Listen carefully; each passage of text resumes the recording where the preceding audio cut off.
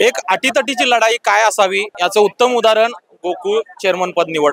एक महिन्यापासून कोल्हापूर जिल्ह्यात गोकुळचा चेअरमन कोण होणार या संदर्भानं अनेक घडामोडी घडल्या। अगदी मुख्यमंत्री उपमुख्यमंत्री यांच्यासह कोल्हापूर जिल्ह्यातील ज्येष्ठ नेते यामध्ये सहभागी होते आणि बऱ्याच घडामोडीनंतर आज नवीद मुश्रीफ यांच्या गळ्यात गोकुळची माळ पडलेली आहे। नवीद मुश्रीफ यांची निवड का झाली यावर बोलायचं झालं तर गेल्या 2 दिवसात मुंबईसह कोल्हापुरात बरीच खलबत घडली।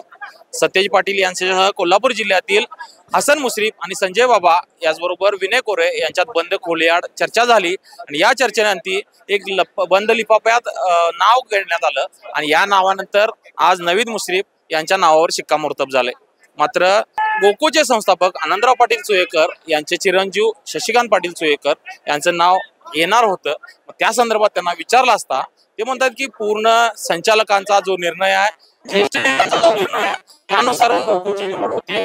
गोकुळची सूत्र ही मुंबईमधून हलणं योग्य की अयोग्य यावर न बोलणं पसंत केलं। दूध उत्पादक संघ हा राज्याच्या यशो डोंगरावर पोहोचलेला आहे। त्यासाठी पुढं आणखी नेण्यासाठी माझा प्रामाणिकपणे प्रयत्न राहील।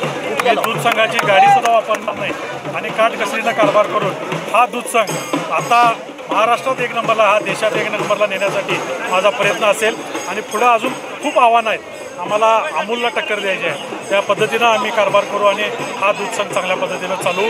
सर्व नेते मंडळी आणि सर्व संचालकांना त्यांच्या विश्वासात पार ठरवून हा कारभार केला जाईल, त्यांना विश्वासात घेऊन काम केलं जाईल अशा पद्धतीचं मी या ठिकाणी आपल्या सर्वांना सूचित करतो।